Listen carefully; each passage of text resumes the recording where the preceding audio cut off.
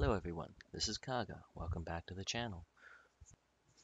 Today I have a series of special replays from the World of Tanks common test server, the subject of which, as you can see in front of you, is the Type 2605 heavy tank, known in game as the Tier 10 Japanese heavy tank, the Type 5. This is the tank that I like to think has 2 tracks, 6 crewmen, 0 shits given, and is 5 meters taller than everything else on the battlefield. I want to get this over with right at the start of the video. This is not in any way, shape, or form a review of the tank's full combat potential, as this is on the Russian test server for World of Tanks, and everyone and their brother fires ammunition that renders one of the special things about this vehicle completely useless. I mean its armor. While not having the versatile armor of, say, like an E100 or a mouse, or even the strong frontal armor of, say, an IS-7, the Type 5 has a pretty useful armor package all around, so long as you're creative with it. This happens to be the first match I have ever played in the Type 5. It occurs on Erlenberg, and you can sort of view this as a worst case scenario. Well, every single replay in this sequence is going to be a worst case because this is the Russian test server, and there are more tier 10s in here than you can realistically ever expect to find in one match outside of Clan Wars.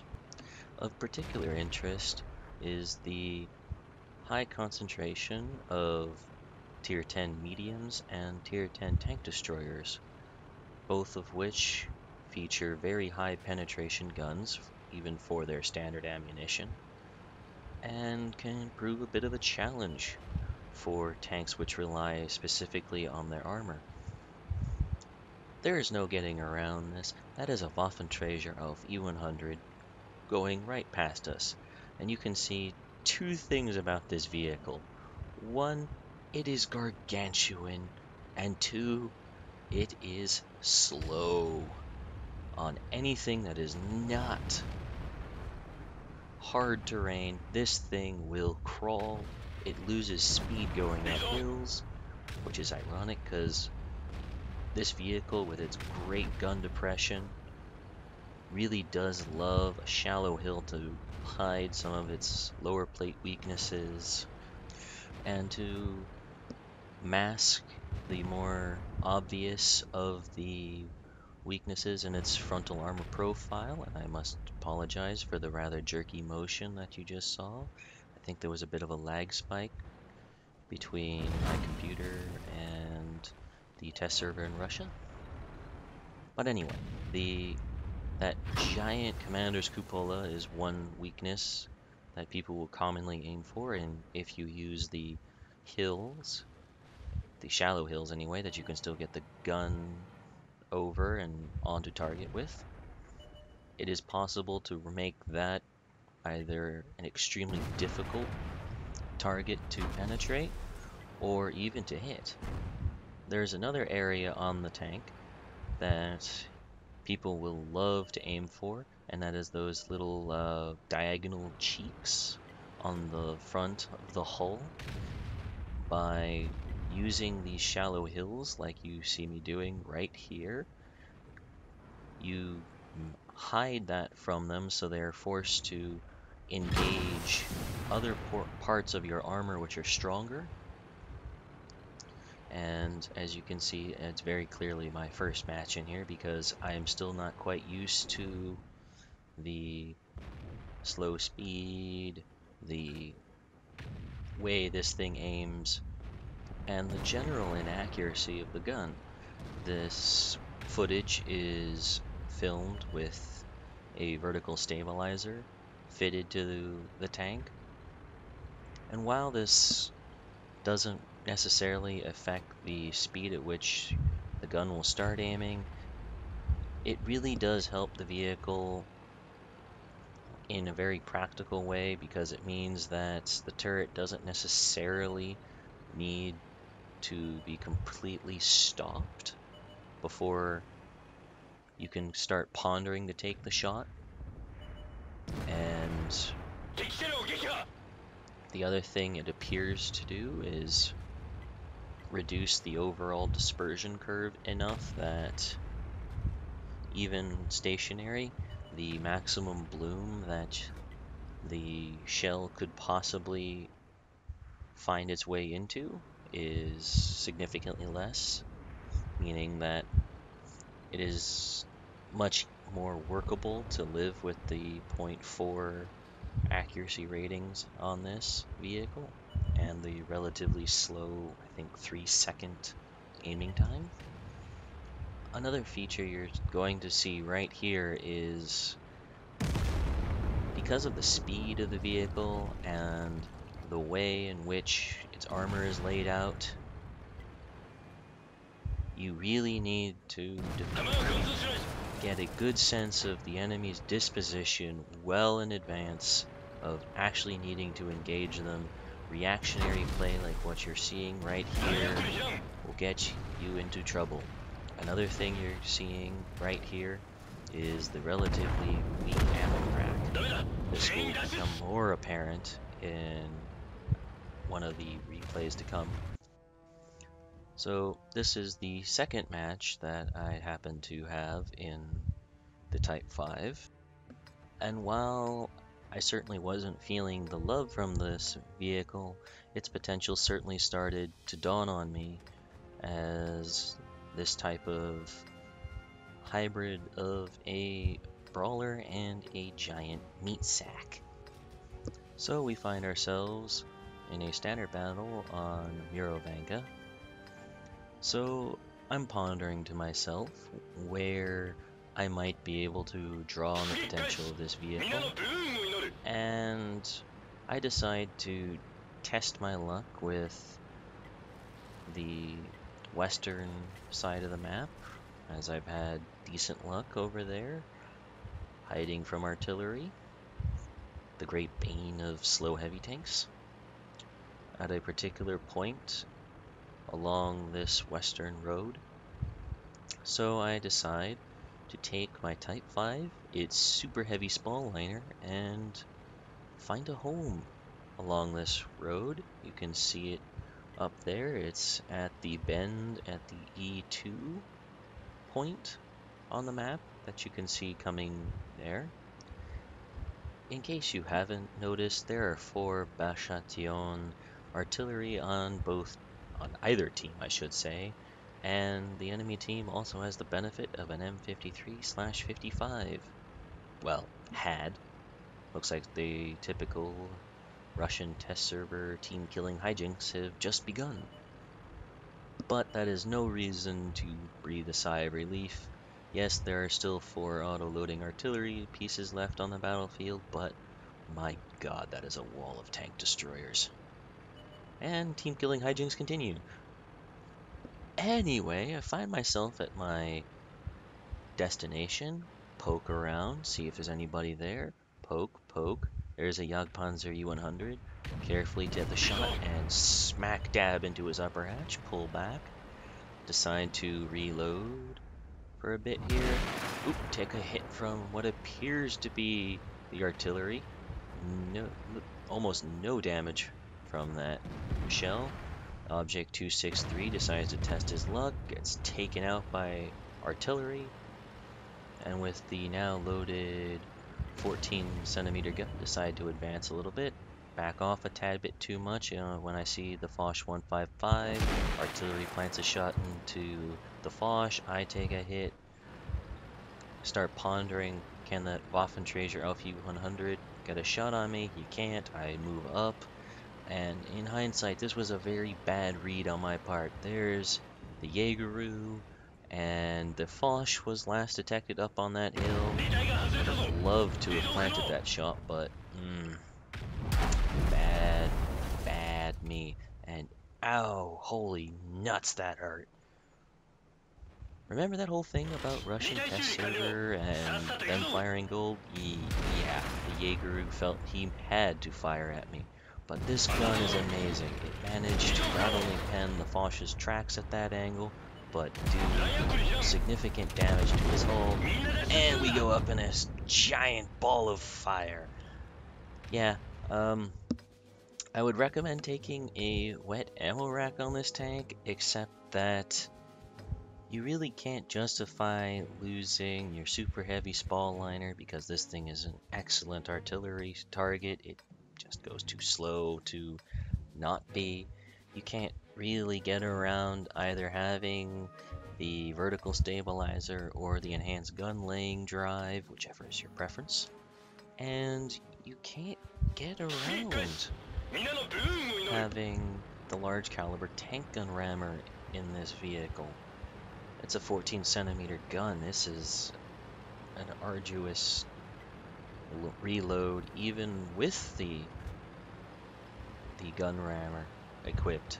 I'd hate to see what this thing is like without it when you really start needing to dish out the hurt. And yes, that is an FV4005 driving by us, and we make that house of a tank look small. So here we are, deciding to follow this. Well, can't really say follow since I started in this direction first, but we're going in the same direction as this T-57 Heavy and this FV215B183, the mighty Death Star, up towards this Narrows, if you'd like to say, or perhaps a pass would be a better way to describe it, to help contest the critical point leading up to the hill. We're all too slow to actually get up on the hill. And as you can see, they have the mediums advantage, and we just bounced an AMX-30. That looked like a heat round from the Leopard 1, probably a good choice on his part, but we're able to penetrate what appears to be straight through his gun mantlet with this pretty hard-hitting 14 centimeter gun. Decided to test our luck again. Put a second shot into him, probably just in between the two critical modules that we would have liked to have hit with that one, either being the engine or perhaps the fuel tanks. I'm sitting here trying to figure out where that giant hit managed to penetrate, as I was originally thinking that the Object 261 had landed an AP shell on me. I can't see any penetrations on that. So I'm going to assume it was the Geschützwagen auf E100 that managed to get that absolutely devastating hit even through the Spall liner. Put in a good hit on the Leopard 1, but we're reduced to a point where we can't do anything. And yep, that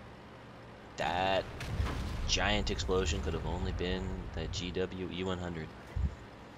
So I decide to move in over here to keep providing fire, and I don't even know what I was thinking with this shot. I guess that giant already hit had gotten to me. In comes the Foch. I back off, try to change direction, and looks like he misled the weak spot on the front end of the turret there, and he bounced off the side of our turret. That is something that's going to be very critical in using this tank and how you're able to effectively bait the enemy into shooting particularly strong angles, pieces of armor on your tank. And we get taken out by batshot artillery. And I hope that both the effect of artillery fire in this particular replay and just the overall continuous barrage of enemy artillery has convinced you that the super heavy Spall liner is absolutely necessary on this vehicle. So we find ourselves in another match on Erlenberg, and this time I kind of figured out where the good points are on the eastern banks of the river. So I decide, for your benefit, to take the Type 5 up to a fairly strong position on the western banks of the river, towards that nice defensive hold that everybody loves and some people overcamp at the D2 and C2 areas. I have particularly nice luck starting off matches in my E75 there, so let's give it a shot. I think, in hindsight, this is one of those directions, or perhaps the path that I'm choosing to drive on is not the best for this particular match, because there are some very fast and stealthy vehicles on the enemy team. And right here, boom. Didn't lead that one right. I think I should have doubled the horizontal lead on it. And that's something that you're going to have to just learn to deal with in the Type 5, is the shell velocity is relatively slow. So you're going to have to lead the target more. I hope that piece of information is useful. I wish I'd had it at the time. But perhaps that's only useful if you really want to start engaging a little bit farther out, which you can argue that is probably not the most effective use of the gun on this tank. Looking at the way I'm playing this, and I think maybe I'm still thinking of like a defense on this map. I don't know why I was thinking that at the time, but you can see right here, I must be shooting through something. I just don't see the outline of the FV215B that I'm targeting. Looks like we hit his tracks, probably. That .4 accuracy. Sometimes you win, sometimes you lose. Alright, I advance a little bit here, thinking that I'd help put fire into the heavy tanks now occupying this little village here. There's an enemy Type 5 I have lined up in my sights. We connect nicely to him. And this was a misread on my part. I can't stress it enough. This tank will punish you for misreads of the map and enemy disposition. You can see that I'm at just over 1900 health. My ally just got nuked by the onslaught there. I'm trying to keep the turret moving here to mitigate that, and it got absolutely devastated there. Didn't last long. Critical lesson of this one is don't get out in the open. You will die very quickly. I made this mistake, now you don't have to. Carry on. So for this battle, we find ourselves on Redshirt, and the more astute of you will notice that they've changed the map again in Redshirt, or Redshire if you prefer. And I'm sitting here. I think at this point in the battle, I had not actually noticed that they'd revamped pretty much 40% of the map. They 1-2 lines all the way down.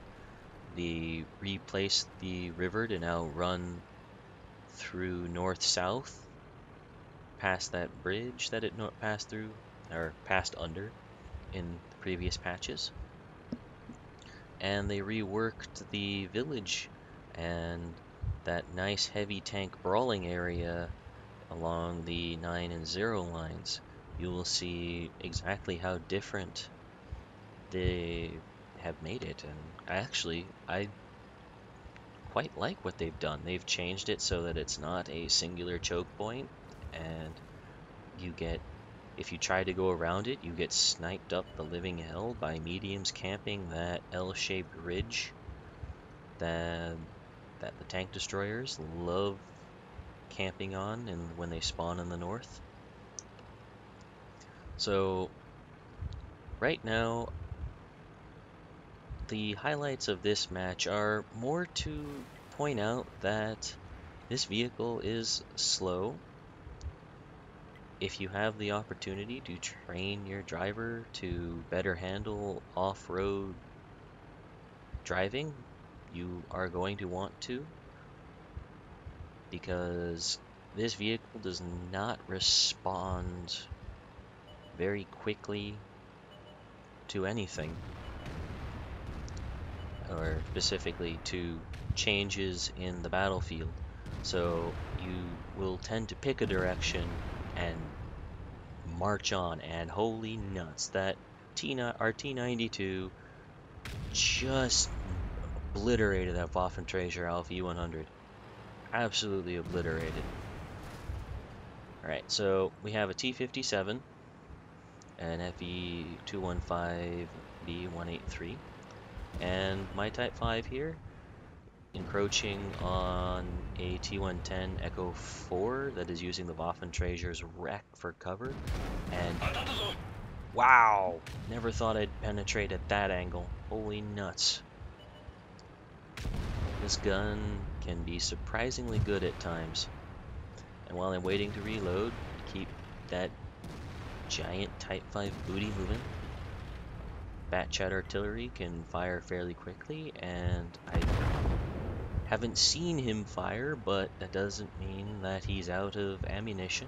Just might mean that he's staring someone else down, or he's preparing to aim on my ass, so let's keep moving. And right now it became very apparent that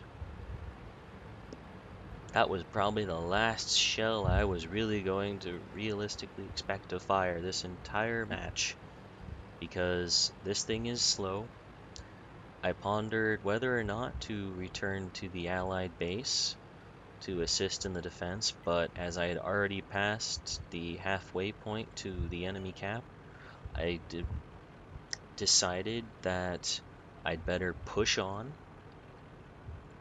as it would take me more time to get back to the friendly cap than it would to advance onto the enemy base. And it was at about this point in time I was actually starting to realize that they changed the map. I take a kind of a blind fire on the 183 that's on that opposite hill over there, trying to make use of the available hard cover on the map.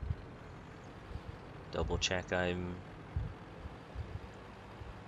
in the clear, and decide to make a break for this low point here in the new location for the river, and in an attempt to hide more of my hull. Granted, this is the Russian test server, this is probably overkill. He's probably firing mesh, and yes, he was. And here we go, he hit my ammo rack again. If you have the opportunity, you really, really, really, really, really want one of your loaders to have the safe stowage perk. It won't stop it all the time, but it will do it enough of the time that you're not sitting there on a 30+ second reload and basically just being a very slow Black Prince with a Kuma turret slapped on top with the reload of a battleship. Because of the slow speed of this particular vehicle, I've decided against trying to do the usual wiggles and circular motions to try to make myself harder to hit for the enemy artillery. That Batchat artillery up in the corner at A1, I've decided to try to cover a good portion of my vehicle with this barn right here. It will give me cover from at least one enemy shell if need be, and while I'm there, I'm trying to better angle myself against the AMX 50B, trying to do two things at once. And an ally has managed to do the hero reset and kill the enemy 121, and we managed to pick up the win. It is really important to read the flow of battle and react accordingly in this vehicle. So this is literally the 6th match I'd ever played in Type 5. It is standard match on airfield, and by this time I kind of figured out that the Type 5 enjoys moderately hilly terrain, it loves tight areas that you can control the angles of the vehicle. This also has the added benefit of making both the moderately inaccurate gun and the long aim time matter just a little bit less, and you can make better use of the relatively slow firing speed of this gun. And yes, that is an FE215B that just went by along with the Death Star as well.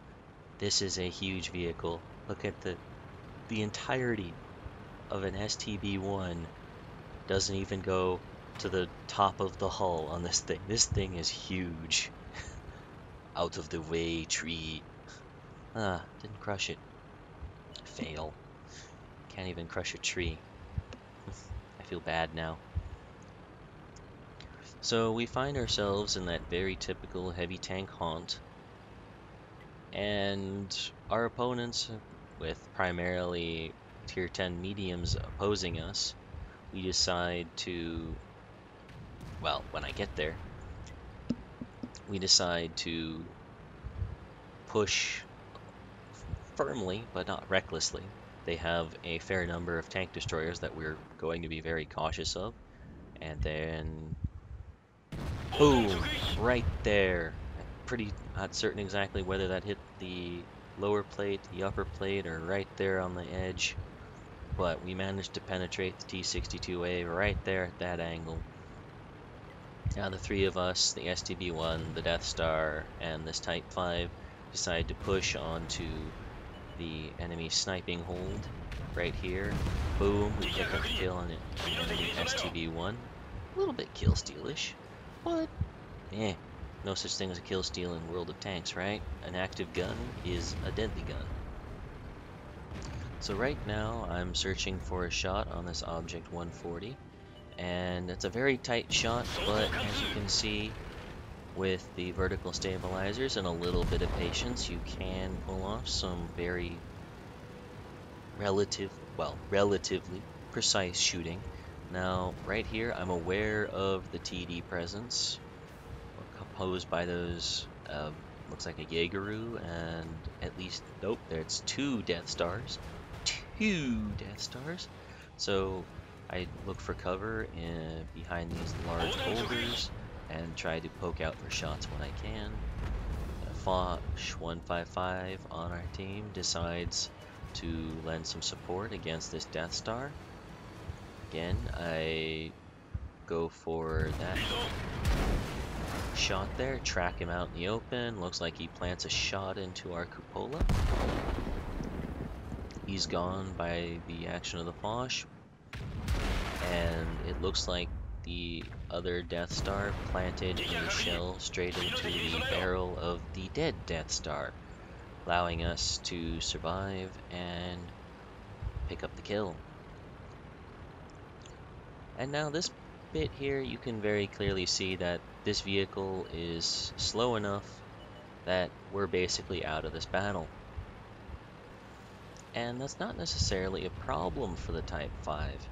Mopping up is not necessarily what it's meant for. It's meant to slowly approach the enemy lines as the initial headway has been made into them, and then punch a hole straight through whatever remains, and then make the opportunity for the fast mediums to mop up. And I think this is a good strategy for people to adopt moving forward with this vehicle. Overall, I'd have to say that the Type 5, while not my favorite of the Tier 10s, is definitely one that, once it hits the live server, I will be working towards. And I say that because it's not as one-trick pony as you might think the mouse is, with being all armor, and the limitations of the gun, while not as powerful as the E100 or as versatile as the IS-7, certainly don't leave any obvious shortcomings. And I think that characterizes the Type 5 more than anything. It's a vehicle of great compromise, and that means that it's not particularly great at anything, but it doesn't have anything that just comes up short. And while it has some glaring weaknesses in its armor profile, they're predictable enough that anyone who is competent in the use of their Type 5 can do two things. The first of is cover up those weaknesses, and the second of is to use them to try to bait enemy players into shooting particularly strong areas of the tank. I am not suggesting that you rely on this all of the time, but this is something that you can make use of situationally, and it should, well, I believe that it will differentiate the average users of the Type 5 from the great ones. Like what you saw today? Look forward to another first impressions video that will be all about the Tier 9 Japanese heavy tank, the Type 4.